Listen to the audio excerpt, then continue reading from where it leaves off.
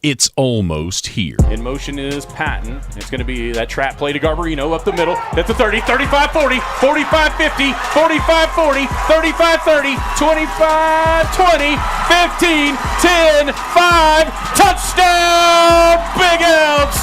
Cooper Garbarino, 77 yards. We're closing in on the start of Big Elk football, which means Big Elk TV will be on the air before you know it. Wynn and Garza are the running backs. Jones under center. Austin, snap, turn, hand off to Wynn. Jaden piles toward. It's a touchdown for the Big Elks. You'll be able to watch and see if Coach Maynard's brown and white clad Elks can continue their winning ways. Snap back, play action, lobs it toward the end zone. He's got a man. It's a touchdown for the Big Elks. Tucker Garza. To get your business on the Big Elk TV screen, call 225-9696 or stop by our office at 220 South Pioneer. If you build it, he will. It's the Skinny on Sports Podcast with Aaron Cow. I throw balls far. You want good words? Data language. Talk real sports with a real man. Come after me! I'm a man! I'm 40! And now here's the be-all, end-all, know-it-all of high school, college, and pro sports. Aaron Skinny Cow with the Skinny on Sports. We're talking about practice, man. I'm the MVP. And a good Paul Jones Drug Tuesday out there, Western Oklahoma. Welcome to the Skinny on Sports right here on 98.1 FM, the Sports Animal. Glad to have you along for the next hour. We've got high school sports already started yesterday. Tell you what's up today. You can watch some of it on Big Elk TV. Is this the shortest road trip of the year for the Elkettes?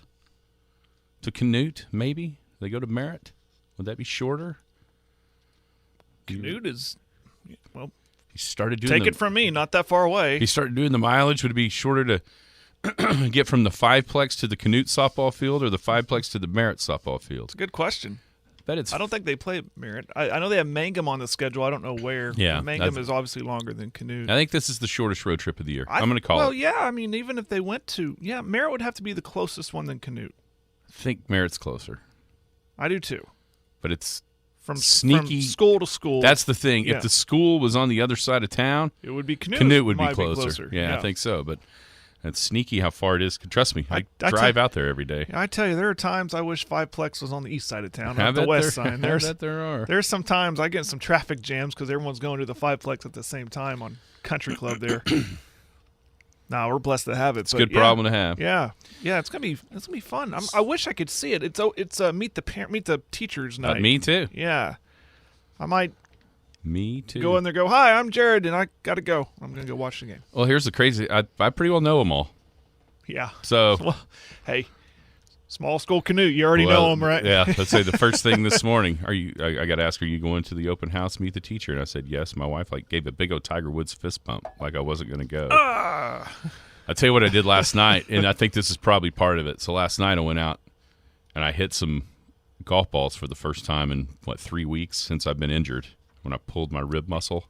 We're going to need an update on that. I tell you what, it never hurt. I hit probably, I don't know, 50-yard shots maybe not quite that many, but close. And I hit 2 full-out swung 7-irons. And it feels fine today. It's a little tender maybe, but I never even felt it yesterday. And any time I swung, I never felt it whatsoever. So I'm going to rule myself back to maybe not You're quite taking yet. yourself off the DL? I'm getting close. I'm getting close to being off the disabled list. So we got that going on. You know how I know it's almost football season? How do you know? The coaches poll was released yesterday. Oh, I thought you were going to say Hard Knocks is on tonight. No, yeah. the Hard Knocks is on tonight, right? But preseason coaches poll in college football. I got some questions to ask you about that. I'd like to hear from not only Jared, but our listeners. And then I'm going to play you something right here at the top. I'm going to play you a piece of audio, and I want you to tell me what is wrong. Okay? 225-9698 is the phone or the text line. That is 225-9698. Give us a call, shoot us a text. We can talk about any of those things. Whatever else is on your mind, feel free to chime right in at 225-9698. If you're going to be outside the listening area, there are a couple ways to stay in touch with the show. You can log on to kadsam.com. You can download the app. All of those are free. That app has everything. It's got radio. It's got the Penny News. Brand new edition of that Penny News will hit the website tonight at midnight. You can check it out at thepennynews.com. Print edition will be filtering out tomorrow evening into Thursday morning. It'll be everywhere, just like it is each and every week. Big Elk and Paragon TV, man. Big Elk TV on the air last night with softball. The Elkettes. They opened last night? They opened last night at home against Lawton Mac, or maybe it was on the road. I know it was 11-0 win. I think it was at home. It was at home. I'm positive it was. 11-0. Each pitcher faced 6 batters. Each pitcher mowed down six batters. I totally forgot to figure out, or what I forgot to ask is, who won the grudge match? Oh, I know. Somebody texted us. We need to figure that one out. We have to figure it. I saw a picture of it, like on Facebook, but I didn't ever see the winner. Who won? What? Who leads 2-1? The girls or the parents? Right, that was the rubber match. Yeah. Well, I imagine there'll be another one next year. Well, I mean, but at least for now, the third game, it's in the third year in a row. I'll think about if you're the girls on this deal and you win the first one, then lose 2 straight. You have to hear about it for almost 3 years before you get a chance to redeem yourself. Yeesh, that wouldn't be any fun. But no, I know they won 11-0 last night in dominating fashion. Where was I? Oh yeah, that's Big Elk. Then of course the show. If you want to hear what Coach Murray had to say on Friday, you missed that. You can go back and check out the Skinny on Sports podcast. Everywhere podcasts are available. You can go to kadsam.com, or you could go to wherever your favorite podcasting spot is, and you'll be able to find the Skinny on Sports just anywhere right through there. Jared, how are you today? Good. How are you doing? I am ready for school to start. Why it driving you nuts or something? I just ready to get back in the routine. I like the routine of things. I get that. I'm more of a routine guy. Yeah. I'm also having a problem getting my pool clear. This is not good. I'm not a pool guy. I wouldn't know what to tell you here. I've done the different testings. I need to get my man Will over there, clear that puppy up. Yeah, we definitely need an injury report from the softball game as well. I'm going to guess there wasn't any major ones because I haven't heard about it yet. Last year I heard about Denny's. He sent me a picture of it, for goodness sake, after the turf burn that he had, legging out a triple or whatever he was doing. Those girls make it look so easy. Those girls and boys over there sliding on that turf. Well, helps when they got the pants on. I'm assuming he didn't have pants on. Not last year he didn't. He had shorts. Then he had a big, giant rash. Woo.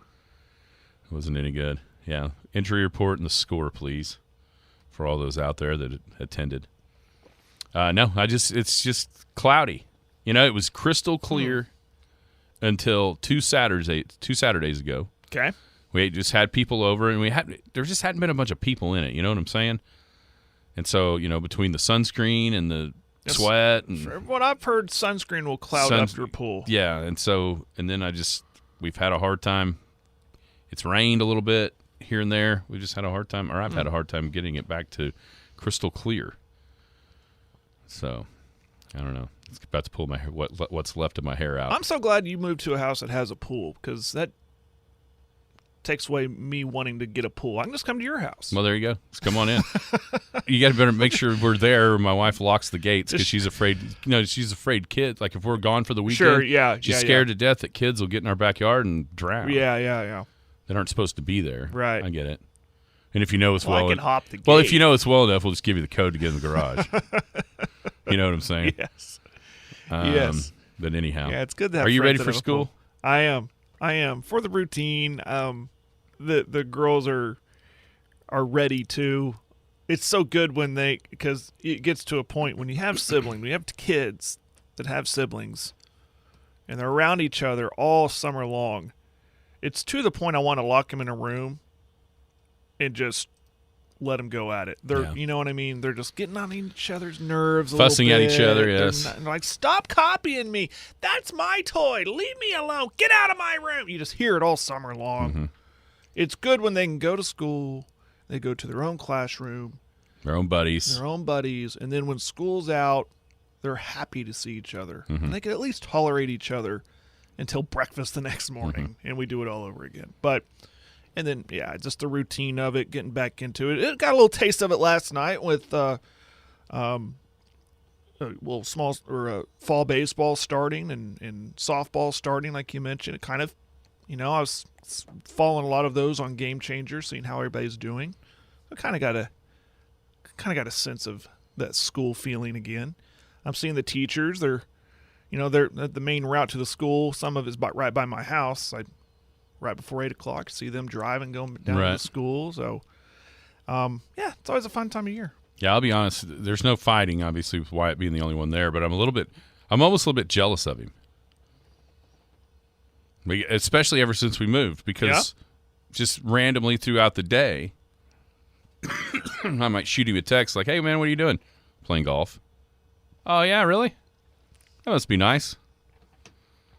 Was he just walk over there and you have buddies that pick him up in the golf cart, or they can take their golf cart and then park it, unless they have somebody that's 13. Of course, next summer they'll all be 13, so they'll all be able to drive their golf cart. They've got a couple buddies that are 13 that they really try to get out there so that they don't have to walk. But I think today they were going to go walk a couple holes after both Wyatt and Keaton. They were first football practice was yesterday, Jared, for the Junior Elks 7th graders. Okay. Wyatt decided he needed to go walk a few holes of golf today to kind of stretch his legs out. His knee was hurting a little bit. He thought walking and playing golf would help that. Yeah, whatever. Go to school. I'm ready for him to get to school. So I'm not just sitting here thinking, man, he's playing golf and I'm not. Okay, so I'm going to play you a piece of audio. Yes. And I want you to tell me what's wrong with it. Okay? Are you ready? This is going to be Kevin Brown. You know who Kevin Brown is? You do now? I do now. Kevin Brown is a play-by-play voice for the Baltimore Orioles. And this came from July the 23rd, which is another thing that we can discuss. But anyhow, here's Kevin Brown pregame ahead of the Orioles and the Devil Rays. The Orioles. Brandon Hyde has felt like this has been maybe the toughest ballpark to play in, but the Orioles have a chance to do something special today. They've already clinched at least a split in the series, winning 2 of the first 3, and they could pick up a series win behind Tyler Wells today. It's been a minute. The Orioles split a 2-gamer with the Rays in June. They had lost their last 15 series here at Tropicana Field.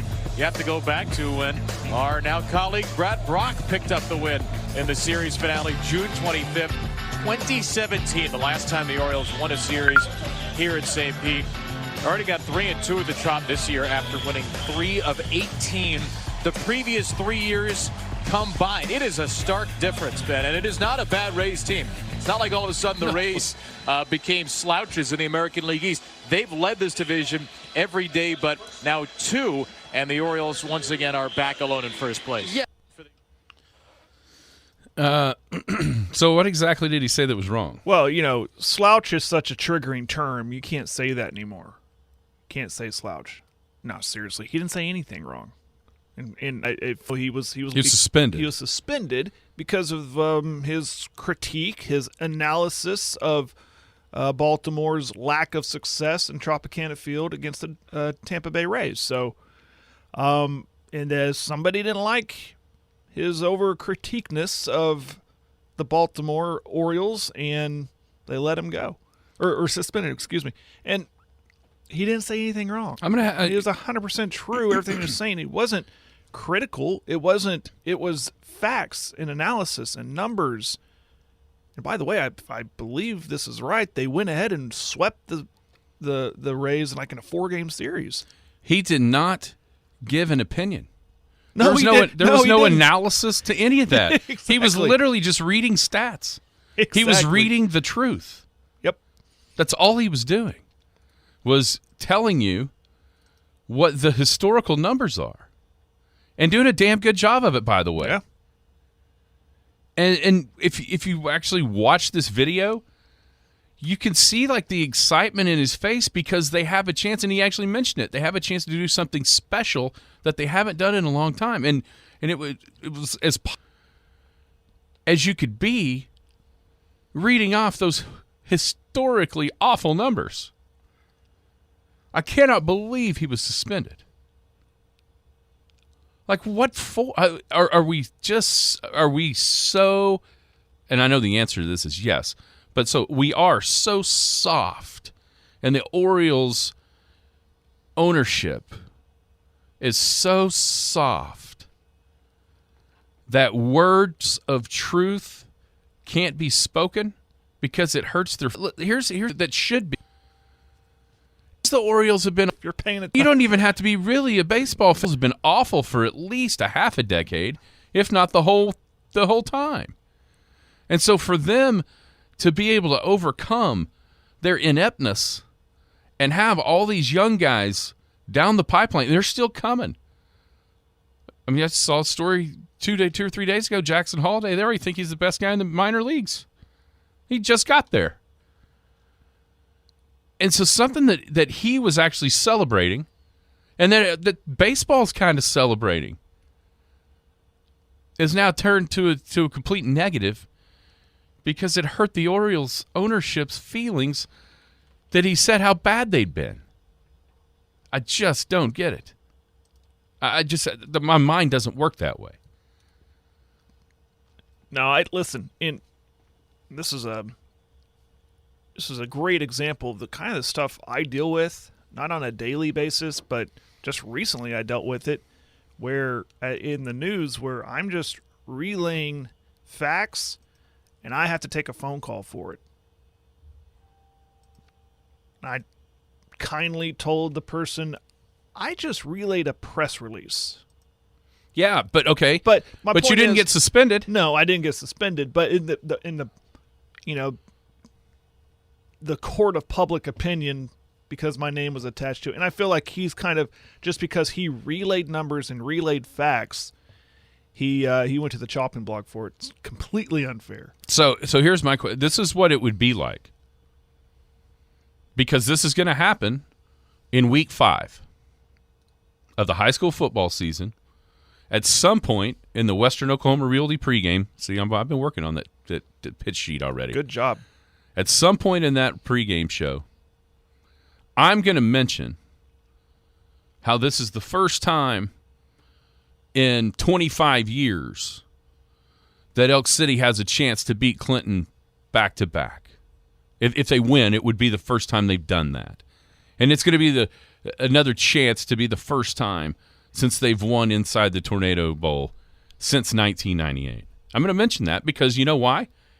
It's a fact. It's a fact. That's what has happened. And thankfully, when I do mention that, because see, to me that makes it all the more compelling to find out if they can, because it hasn't happened in so long. And thankfully, well, you'd like to think, and confident enough that for stating those facts, I'm not going to get suspended for doing the games, because that's just the truth, right?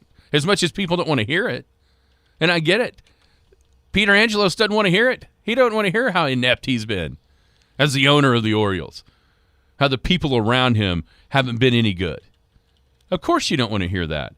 But at the same time, I think the struggle of all that makes the winning, when it does finally come, so much sweeter.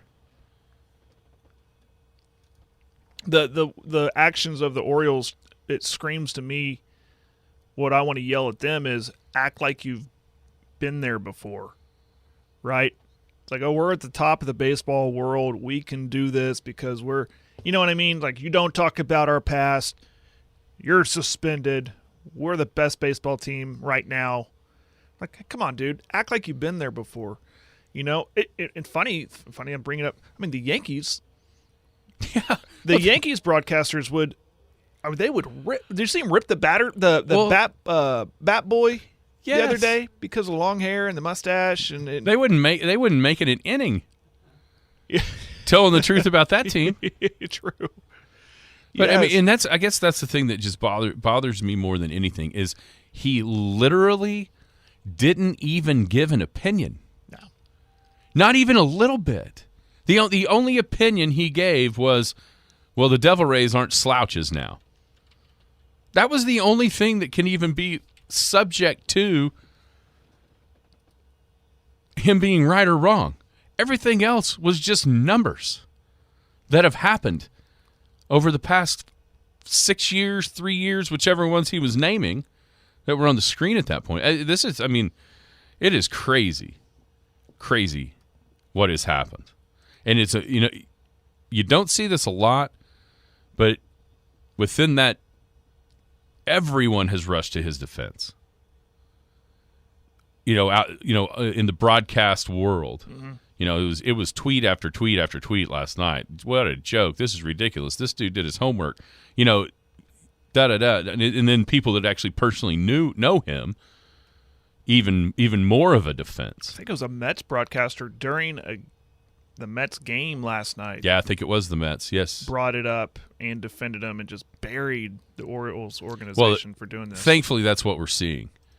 There hasn't been. I haven't seen anybody on the Orioles side of this going, well, he said that, because there's nothing you can say. There's been no response from this backlash, and I wonder if when he's done with this suspension, will he come back? Because I'd imagine there's a bunch of organizations going, you know what, you did a great job. You just gave yourself a job interview right here with that clip. I want you over here on my broadcast. We have an opening for you. Come on. I would think so. I mean, that was thorough, complete. It was great. Even Larry the Cable Guy's mad about it on Twitter. So that just it speaks a little bit to what we were talking about kind of yesterday, and just the wokeness and the softness that has infiltrated sports. And it used to be a place that everybody could kind of get away from that stuff, and now it feels like it's just you can't hardly not a day goes by when there isn't something that pops up and you're just like, jeez, you got to be kidding me. Right. I thought this was sports.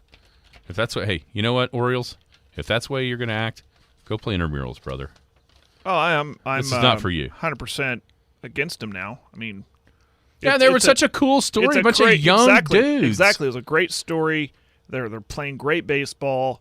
It's awesome when Baltimore's good. The venue's awesome to see on TV, all that stuff. But now I just see them like, screw you. I don't want to root for you. Yeah, it stinks because it's all because of the owner or whoever made this decision, which we'll know at some point in the very near future who actually did this. And it just takes away from one of the best stories in baseball. Because it is. Because the Orioles have been so bad for so long. And now, you're right, Camden Yards, there's just something cool about seeing Camden Yards on TV. And you know what I'm saying? And see playoff baseball there. The last time anybody remembers what the Orioles did was when Jeffrey Mayer reached over the right field wall in Yankee Stadium, took the ball away from Tony Tarasco. Yeah. That was in the 90s. Yeah. The last time anybody cared until now. Right. And now their own ownership group is going to turn people away from them. Now, it's sad. And it's not the player's fault. I'm looking up reaction and on Twitter, and I find Kevin Brown's Twitter, and in his bio it says America's #1. I read that wrong. It's Oasis fan. He's a big. I thought I was going to say Orioles fan, but so never mind. I retract my statement. But I mean, what if he is from the Baltimore area? What if he grew up an Orioles fan, and then his organization did that to him? How would that make you feel if you got and this would never happen, but what if Mr. Sparks says, we need Skinny off the broadcast, he's suspended because he said that it's been this long since we've beaten Clinton in back-to-back years? Wouldn't you feel a little betrayed? Yeah, for sure. If I said something that deserved it, okay. Well, yeah, you accept it, but if you just said facts like you said, if you said what you said, and then yeah, you would. That's the only way you could feel. Because in my mind, and I'm sure in Kevin Brown's mind, he would have been proud of the research that he did to compile those stats to show probably mostly Oriole fans watching that telecast or that broadcast how special this moment could be if they win the game, because it just hasn't happened in so long. Same way that I would try to be. I mean, everybody, a lot people here remember that night at Clinton in 1998 because it was in a pouring down rainstorm. Everybody, you know what I'm saying? Yeah. People from both towns remember that. Oh, game. I was there. Yeah. Exactly. Yeah. But guess what? It was also a really long time ago. Be 25 years. Right now, in this season. And to me, celebrating that accomplishment and building it up in the way that he did is exactly what you're supposed to do. And unfortunately, that's not the way that the Orioles saw it. So Orioles Twitter, every tweet they've put out since this has come to light, every response, it doesn't even look like a tweet 19 hours ago of roster moves, and every tweet underneath it is free Kevin Brown. Free Kevin Brown. In the comment free section. Kevin in the comment section. Yeah, they don't care about the roster moves. They care about this. Yeah. It's terrible what's happened to him. Yeah. Yeah, it's not fair. I mean, this might come out better for him because he might find a better job. Yeah, maybe so. It's Paul Jones Drug Tuesday. We'll be back to tell you all about Rodney and the gang down at 809 North Main when we come back. Coach's poll in college football. What's it look like? We'll tell you next. Paul Jones Drug is Elk City's most experienced compounding pharmacy, meaning they can custom make your prescription medications to your doctor's specifications, safely and effectively providing you with exactly what you need. And for your convenience, Paul Jones Drug has a drive-through pickup window as well as curbside service for testing and vaccinations, and offers free local delivery. Just a couple reasons you should choose Paul Jones Drug, 809 North Main Street in Elk City. I'm Rodney Skinner with Paul Jones Drug, and I promise we provide care you can trust. The Skinny on Sports. Yeah! Coming on, yeah! Welcome back. Skinny on Sports, 98.1 FM, the Sports Animal. It is a Paul Jones Drug Tuesday. Rodney and the gang down at Paul Jones Drug. They provide care you can trust. They're at 809 North Main right here in Elk City. They are the oldest compounding pharmacy in town. You can pick up your stuff for free, free local delivery. You can also pick up your stuff through the drive-through, curbside testing and vaccinations, and those blister packs, which is their long-term care unit packaging. Give them a call at 225-2121. It's Paul Jones Drug. We appreciate them each Paul Jones Drug Tuesday. They'll also, speaking of that pitch sheet that I was putting together earlier, or yesterday afternoon, Jared, for Big Elk football, you'll also be able to hear the Paul Jones Drug interviews in that Western Oklahoma Realty pregame. Just rolling off the tongue already. It is.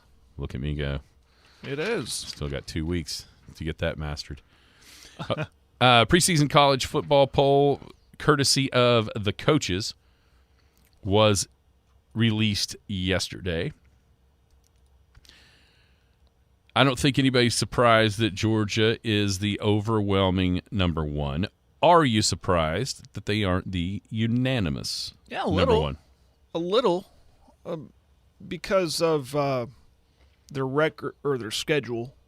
Mainly, I figured that would just be an easy pick for anybody that would that votes on this. So, yeah, a little surprised. How about you?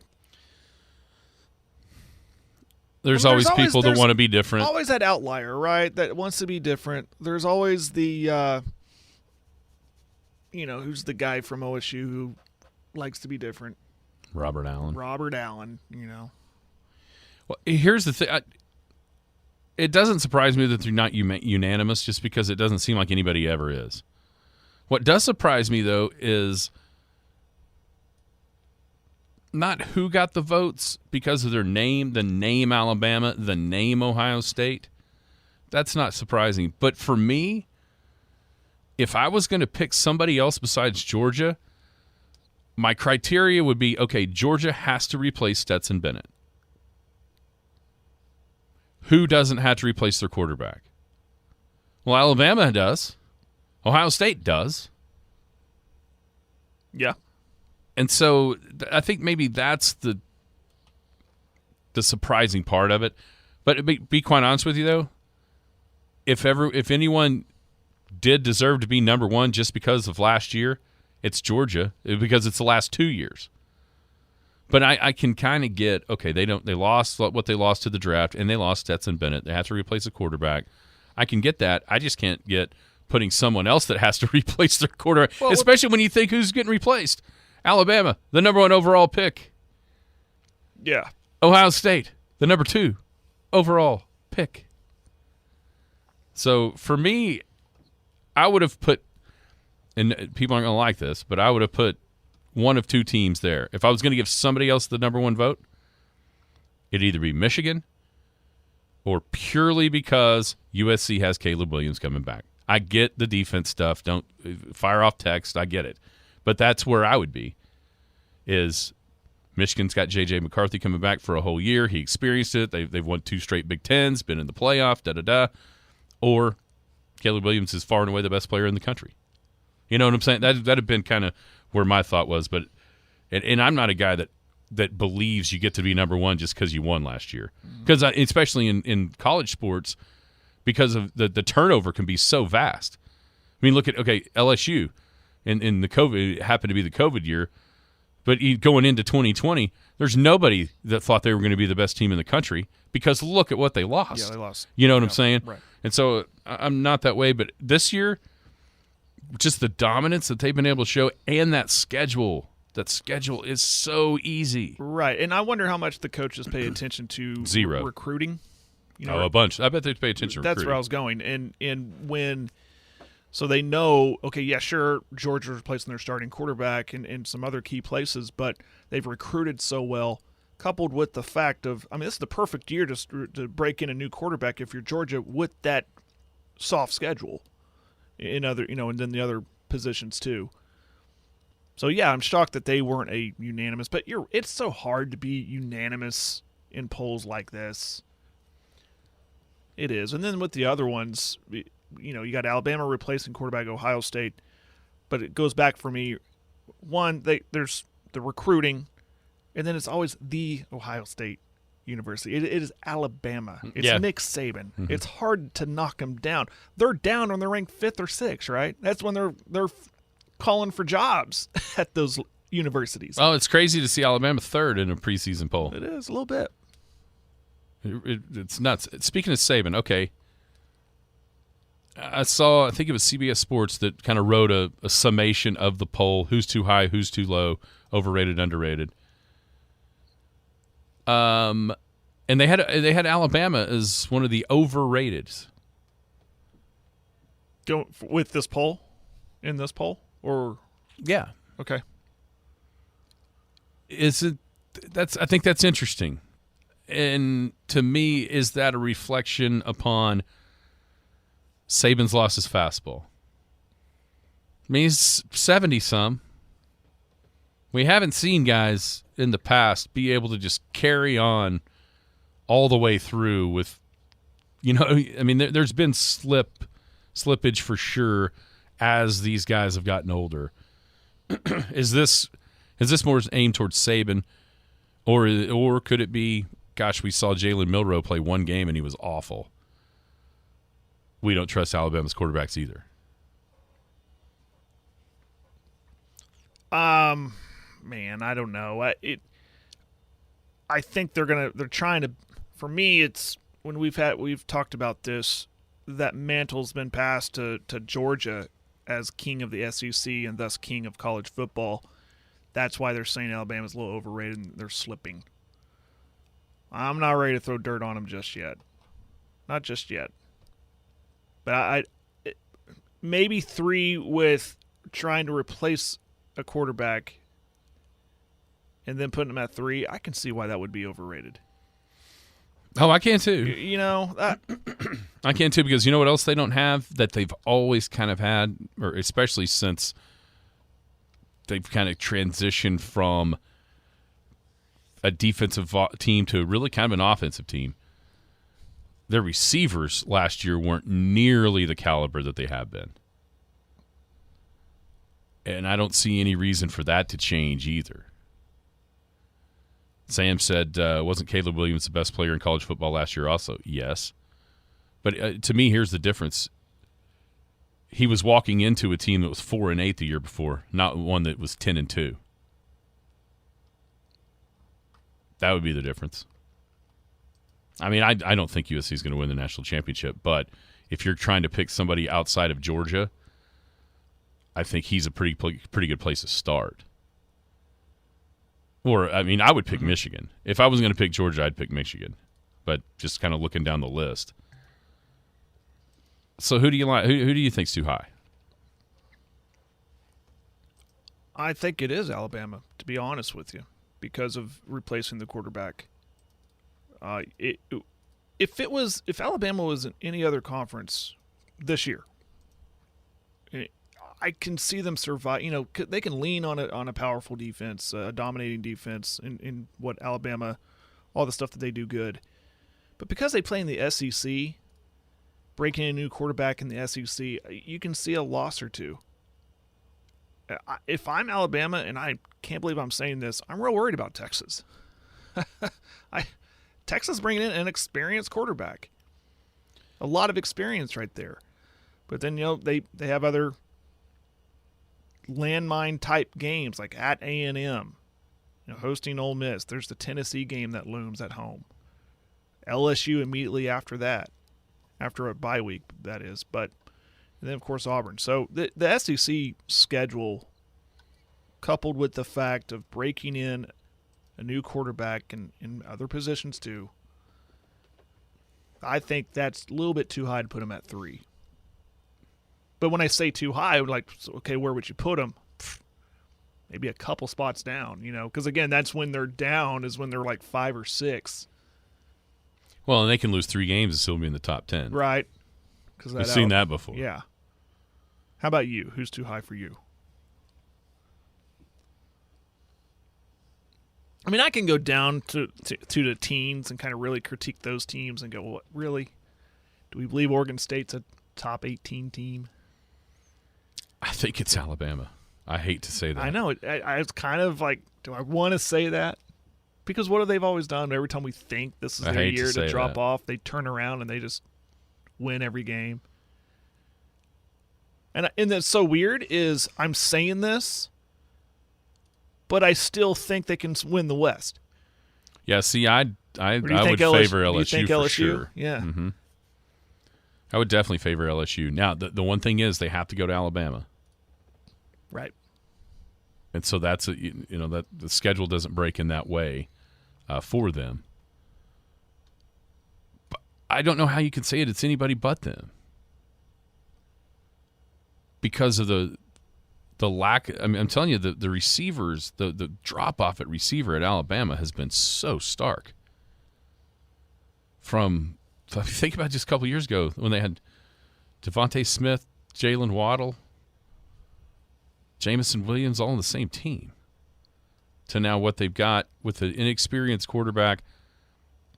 Yeah, I don't see how it's anybody but them. And like you said, they'll probably still be a top 10 team and be fighting to play in the SEC title game. But you know who else doesn't think Alabama's as good as they've been? Nick Saban? Vegas. Oh, yeah? They're only a 7-point favorite at home against Texas. Yeah. I kind of believe that one.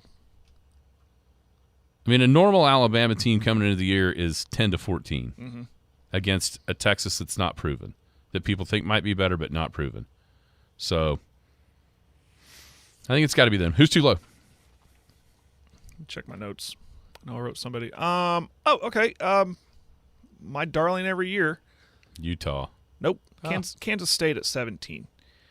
They come in as a team that everybody has written into the Big 12 championship game. They are defending Big 12 champs, but preseason they think Texas and Kansas State. But then right there is TCU above them, and I think 17's a little low for them. I think they're more around that 11, 12, 13 range. How about you? Notre Dame. Too low at 13. Yep. I really like what Sam Hartman's going to bring to that team at the quarterback spot. You know, they've been able to make the playoff a time or two here over the last handful of years with a quarterback that you don't even know what their names are anymore, right? I mean, think of that. Who were their quarterbacks? I don't know. I don't remember. You said it best. I don't know. I really don't remember. I started out saying that sentence like I was going to tell you, and then I realized, you know what? I don't remember either. They get Ohio State at home. They get USC at home. And I love Sam Hartman.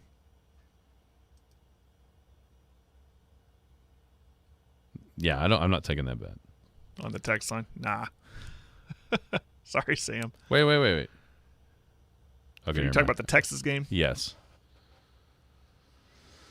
That'll be be a big telltale sign for both sides. Exactly. We'll know a lot about both teams. For both sides after in that week game. 2. I think that's what I'm saying, though. That number seems crazy low to me, considering what Alabama's been and what Texas has been. At Alabama, they'll be excited. The fans will be there. They're excited to be there. It's a huge game early on with those two names. It doesn't make any sense for it to be that low unless Vegas knows something we don't, and that's that Alabama's not as good as they have been.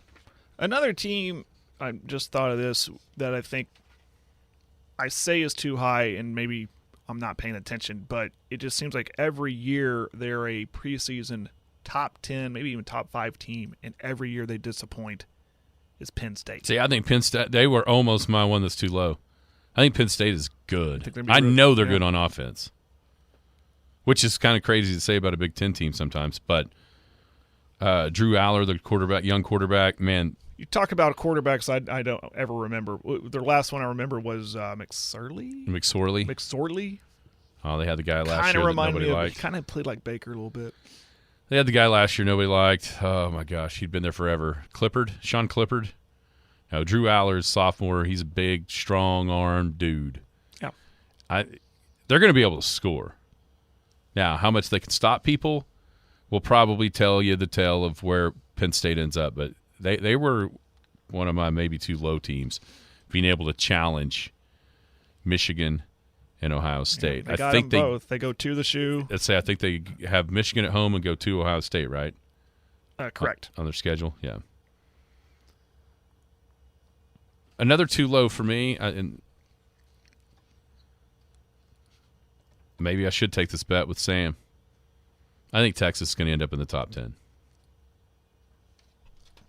At the end of the year? Yep. Right there at 12. It's respectable, and I can see that happening. I think they're going to end up in the top 10 by the time it's all said and done. And so it's not dramatically too low for them. But, I mean, eventually they have to be sort of back, right? And if you look at the thing is that the schedule's in the Big 12. With adding the teams that they've added so far before those Pac-12 teams get here, if you're adding a minimum of 2 group of 5 teams onto your schedule and taking away Power 5 teams. And theirs is 2 with Houston and BYU. So they almost didn't even get the break of the schedule.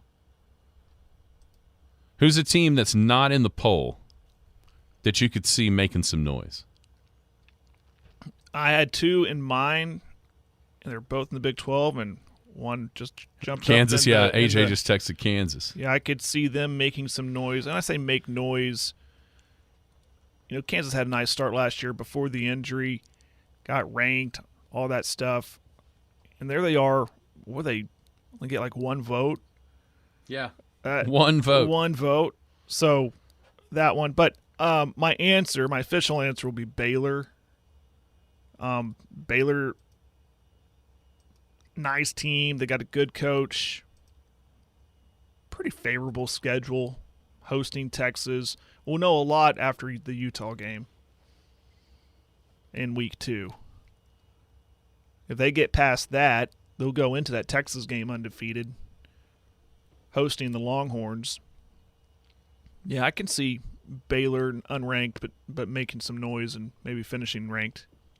What about you? Yeah, it almost seems like it has to be a Big 12 school, right? Because kind of they're so – Texas is the favorite, according to about everybody. But does anybody really trust them? No. Oklahoma's the second choice. Does anybody all that anybody remembers right now is 6 and 7 from last year, not what happened all those years before. But it's also a totally different thing at OU right now than it was before. You got K-State, perennially kind of underrated, feels like. TCU, are they in that boat? So the top, there's not Ohio State, Michigan. There's not Bama, Georgia. There's not what people think Clemson and FSU are. And then out west, USC, Washington, Oregon. You know what I'm saying? There's just, and I think the proof of that is when you look at this poll, the first time you see a Big 12 team is number 10. How long has it been since there hadn't been a Big 12 team in the top 10 of the preseason rankings? I mean, first time was at 12, but I see what you're saying. Yeah. 12th is the highest one. 12th is the highest one, right. No, you're right. There's always – has that ever happened since 1996 in the beginning of the Big 12? I would say probably not. Well, there might be a weird year in there, one or two, but – we think about the early part of it. Nebraska, Kansas State were going to be Nebraska was going to be in the top 10. And then when they kind of fell down, Oklahoma and Texas were right there to pick up the slack. Then when Texas falls down, OU keeps going. And then there was, was it OSU? Was it Baylor? Was it TCU? You know what I mean? All the way kind of ebbing and flowing through there. I don't know if that's ever happened. That the Big 12 hasn't had a top 10 ranked team in the preseason. So that automatically lends to surprises. Where was TCU last year in this poll? About the 19 area. Were they? I was going to wonder if they were even ranked.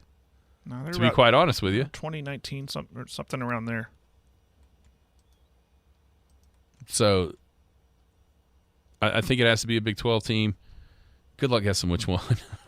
You know what I mean? You can see Baylor. I do think Kansas's coach. I think Lance Leopold is awesome. Leopold, however you say it. I think he's fantastic. I just can't bring myself to thinking that Kansas is going to play in a Big 12 title game yet. I'm going to need to see some more. They did. They were awesome at the first of the year last year was great and it was fun. And then they just fell completely apart. Yeah, they got an incredible tough stretch with BYU at Texas, Central Florida, at Oklahoma State. Yeah, to me it's OSU or Baylor are the ones that can come out of nowhere or come outside the rankings just because I've seen them do it. And I just haven't seen Kansas do it yet. I don't know if West Virginia still plays football. I know one thing. Yeah, they play Penn State week 1. I know one thing. The AD from Arizona State isn't going to go find out. He doesn't care to find out, yeah. He'll go to Texas, but he ain't going to West Virginia. Last thing. Do you like seeing this, or do you like the preseason polls, or would you rather a couple of games be played, not clear into the season like the playoff poll gets released, but at least a game or two before we start seeing rankings, or does it not even really matter to you? It's fun to talk about, and it's fun for what we do and break it down and all of that.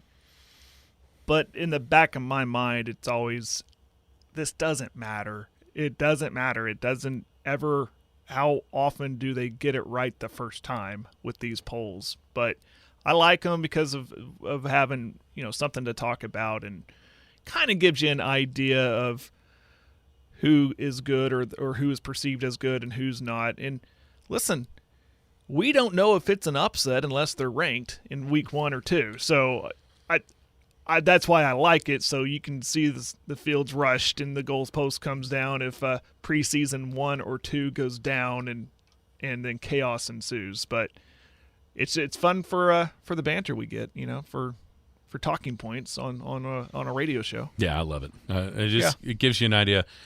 Question on yes, we are Western Oklahoma Realty College Pick'em is happening again. I put the link on our Facebook page, the Skinny on Sports Facebook page, yesterday. I kind of refreshed it. Here's the rules again. There are none. It's free to sign up. You can only get one. But there's an awesome the prize package this year is so much different than last year. The winner this year of the Pick'em contest gets $400. Second place is $200. Third place is $100. And then the final, because we have $800 has been generously given to us from listeners for the prize for this. And then the final 100 will go to whoever gets last, but picks all the games. You have to pick all the games. You can't just sign up, go over, and expect a hundo. You've got to pick every game throughout the season. And then whoever does that and is the worst picker will be rewarded $100 as well. So, yes, Western Oklahoma Really College Pick'em happening again. Easiest way is to go to our Skinny on Sports Facebook page, click that link. It takes you right to our group. Get signed up, get ready to go. It starts Labor Day weekend, goes all the way through championship game weekend. 24. So look at there. We've made it up to 24. What were we at yesterday at this time? 17 during the show? Oh, something like remember. that. Yeah. So maybe 7 more already getting in. 24. Awesome. So here we go. Come play. It's going to be a lot of fun. When we come back, one final question about the poll that has to do more with what we've been talking about for the last little bit here, and that is, when you look at that poll, is the difference between the haves and have-nots, conference-wise, just going to get worse and worse coming up starting next year? Paul Jones Drug offers a free service that makes taking your daily medications safe and easy. It's called convenience packaging, meaning they can combine all your daily medications and put them in sealed, separate daily packages. This process replaces you from having to fill your daily medication dispenser. And as always, Paul Jones Drug prepares individual blister packaging for long-term care patients. With their drive-through window, curbside service, and free local delivery, it's just more reasons you should choose Paul Jones Drug, 809 North Main Street in Elk City. I'm Rodney Skinner with Paul Jones Drug, and I promise we provide care you can trust. The Skinny on Sports. What in the wide world of sports is going on here? Welcome back. Skinny on Sports wrapping up a Paul Jones Drug Tuesday with convenience packaging. What is that, you ask? Well, down at Paul Jones Drug, instead of them giving you your medications and then you having to load your pill caddy and make sure you have each day with the proper dosage, the proper amounts. No. They just do it for you. They put it in packages. You open it up, take the medicine. You're done with it for the day. You don't have to worry about kind of being the person that gives you the right amount of drugs. They do it for you. And just open up the package, take it, and move on. That's convenience packaging down there. Durable medical equipment, which is your walkers, canes, crutches, etc. Most insurances are accepted. And, oh, by the way, it's not just the medical stuff. Paul Jones Drug has awesome gifts and greeting cards as well. Visit them at 809 North Main right here in Elk City. Give them a call at 225-2121. Paul Jones Drug is care you can trust. Thank you to Rodney Skinner and the gang down there at Paul Jones Drug for being a part of the show each and every Tuesday. All right, Jared, one of the things that I noticed when I look at this preseason poll is something that we've been talking about ad nauseum for the last week and a half. And it's almost a flash forward to next year in my mind. Literally one of the first things I thought was, okay, if this was next year, how many would the SEC have and how many would the Big Ten have? And the answer to that, combined between the two, 15 out of the 25. With 3 more, the first 3 teams in the others receiving votes. So not out of the realm of possibility for that number to be 18 out of 25. Does that mean anything to you necessarily? Or is that just something we're going to have to get used to? Nah, we're just going to get used to it. I'm not over here flying an SEC flag just because there's so many SEC teams in it or Big 12 teams or Big 10 teams. That doesn't mean anything, really, for me. It just, by happenstance, that's just how it worked out. I'm not looking at it going, I'm looking at the school ranked 1, 2, 3, 4. I'm not looking at the conference ranked 1, 2, 3, 4. Well, the top 7 are all from those 2. Now, it does take in my consideration playoff. Of course, playoff, and then, like, I really look at, okay, this is, top 10 teams. How many top 10 teams play each other? Well, you get the more likelihood of that if they're in conferences together. Mm-hmm. Now with these super conferences emerging, that likelihood, not as much because of pod systems, and I don't know how it's going to work out with the Big Ten and the new Big 12, and we know how it's going to work out in the SEC. But I do take that into consideration, if I'm making sense. Yeah, how many games you're going to see between and top 25? And that went into my consideration of, well, they are too high because they have to go up against 2 other top 10 teams on the road or something like that because the SEC is tough. This is why I said Alabama is a little overrated, because they have to navigate an SEC schedule with a new quarterback. So yeah, man, if they had last year's schedule in conference and had to go to LSU and to Tennessee instead of getting both those games at home, that's a whole different animal. Mm-hmm. I just look at it because all of this goes into the 12-team playoff also. And when you look at the top 7 being from either next year's Big Ten or next year's SEC, 8 of the top 10, 10 of the top 12. You just keep, you know what I'm saying? Mm-hmm. 11 and 15, and then all the way down to 15 of 25, 18 of 28. What it tells you is that playoff and those 6, if the format stays the way it was originally intended, those 6 at-large spots are going to be gobbled up extremely quickly by those 2 conferences. And so I would be pretty surprised if especially early on, and it may just get worse depending on worse meaning more teams, depending on how this thing ends up, right? But I mean, at minimum, I think you're going to see half the playoff made up of those teams. At minimum, with both champs and 4 of the 6 at-larges. And I think there's going to be times where that could be even higher. And that's why it's so important, I think, to be able to get into those leagues. And it's so funny that somebody like Northwestern, or think about like Arkansas in 1992, making the move to the SEC and how much that has paid off for them, especially financially. Oh, yeah. And them having a place at the table automatically. Vandy. I mean, what did Vandy do? And that's where I'm sure that's what the Oregon State and Washington State fans are picking through every single those 2 conferences for sure, and going, what the hell did Rutgers? What did they have to do with any of this? You know what I mean? Oh, their location, and that's it's part of it. But yeah, I think that the one thing that kind of stuck out to me about the poll is thinking about next year and going, man, if you're a Big Ten or an SEC school, you've got a couple of mulligans in your pocket to be able to climb up and be able to snatch a couple of those at-large spots into that playoff. Yeah. Kind of where I went. Yeah. Elk City Canute on Big Elk TV today, softball. That'll be fun. So tune in there. Jay and Dylan will have the call there. Big Elk TV. Is it a 5 o'clock? I think I saw that earlier. At 5 o'clock start. 4:30 or 5:30? 4:30 or 5:30. Yeah, here it is, 4:30.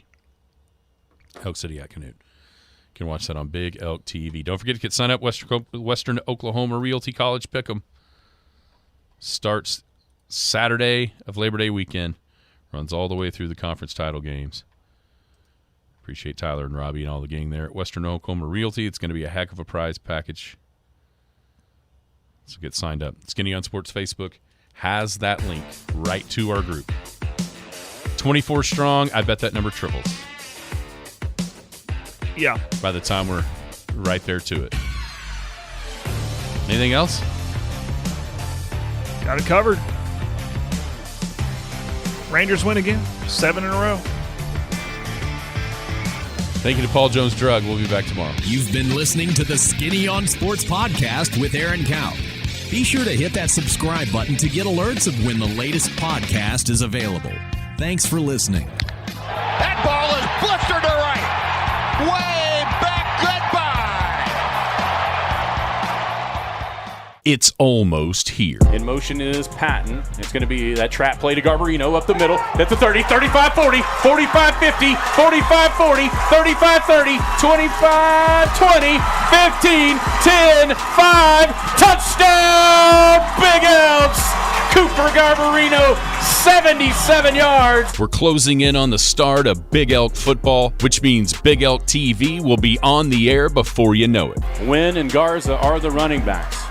Jones under center.